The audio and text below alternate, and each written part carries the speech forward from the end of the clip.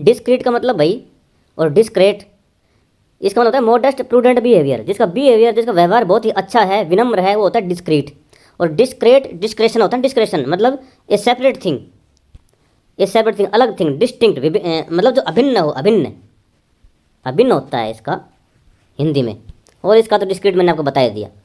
अब do, due और do, इनका साउंड एक जैसा है, ठीक है, होमोनिम चल रहे हैं। ए वर्ब इंडिकेटिंग परफॉर्मेंस और execution of A task. Do verb है, डू मीन करना, इतनी लंबी चौड़ी डेफिनेशन याद करने की क्या जरूरत है। डू तो बूंद होती है, water droplets condense from air, जो ड्रॉपलेट पड़ती है ना, ड्यू, ओस, ओस बोलते हैं जिसको। और due as a result of, due to कहते हैं ना, ड्यू टू द, कोई भी आगे नाउन है, ड्यू टू द, उसके रिजल्ट, उसके कारण, एज ए रिजल्ट ऑफ, उसके लिए, उसके कारण, ड्यू टू द।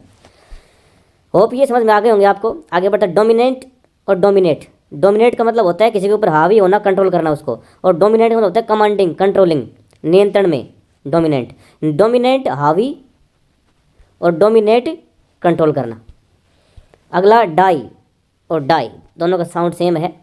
डाई का मतलब मरना, one of a pair of dice, और डाइस जो पासा होता है, पासा जिसके वो हम पासा फेंकते हैं ना, इधर वो डॉट से लगे रहते हैं 1 से लेकर 6 तक, उसको बोलते हैं। और डाई का मतलब टू चेंज और ऐड कलर, कलर करना, कलर से डाई करते हैं, चेंज करते हैं, ठीक है। डाइंग, DYE और फिर ING लगेगा, ठीक है, डाइंग, चेंजिंग और एडिंग कलर, ये प्रोसेस है उसकी, प्रोसेस। और डाइंग लूजिंग लाइफ, मरते हुए, डाइंग, ठीक है, ये काम करेंगे अपना जीरंड का।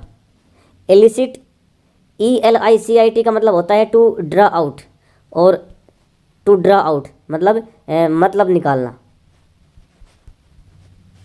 बाहर निकालना, ठीक है, ड्रा आउट, किसी चीज़ का निचोड़, इलिसिट। और एक डबल L होता है वो इलीगल, इलीगल में भी डबल L आता है और इलिसिट में भी, तो ये होता है अवैध, फॉरबिडन, मना किया हुआ, इलिसिट। एक होता है इमिनेंट और एक होता है डबल M वाला, इमिनेंट।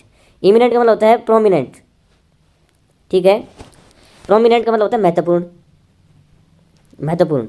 और ये इमिनेंट का मतलब होता है निकट, बिल्कुल निकट। ये इमिनेंट महत्वपूर्ण, इम्पोर्टेंट, और ये इमिनेंट संग निकट, हिंदी में बिल्कुल नज़दीक, अबाउट टू हैपन, होने वाला है बस। जिसमें डबल I आ जाए वो तो भाई डबल हो गया, तो इसका भाई डबल अटैक है, होने वाला है। और इसमें एक ही I आए बीच में, इसका मतलब वो महत्वपूर्ण है भाई। एक ही I शुरू में इंपॉर्टेंट में आती है ना, एक ही I, तो उसे हम याद कर लेंगे कनेक्ट करके। अगला इन्वेलप है। इन्वेलप अगर वर्ब के रूप में याद करें तो लिफाफा होता है, ठीक है, ये लिफाफा होता है, ये किसी को ढक देना होता है, टू सराउंड, ढक देना। और इन्वेलप कंटेनर फॉर लेटर, वो तो होता ही नाउन। एवरीडे, रोज, एवरीडे। एवरीडे का मतलब रूटीन, कॉमन प्लेस, ऑर्डिनरी, ये एडजेक्टिव है। Everyday, everyday activity, everyday plan, activity plan noun है, इससे पहले एवरीडे आ रहा है ये वाला, तो एडजेक्टिव का काम करेगा। और एवरी और डे, ईच डे, प्रत्येक डे, सक्सेशन, एवरीडे का मतलब एक के बाद एक डे आता गया। फेयर और फेयर, जस्ट, ऑनेस्ट, ए कार्निवल और लाइट स्किन।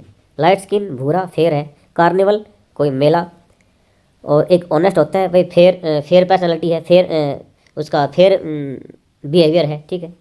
और एक जस्ट होता है, जस्ट का मतलब ये नहीं कि जस्ट अभी अभी नहीं, जस्ट का मतलब जस्टिस वाला, फेयर बिल्कुल निष्पक्ष, तो इसके 4 मीनिंग होते हैं भाई।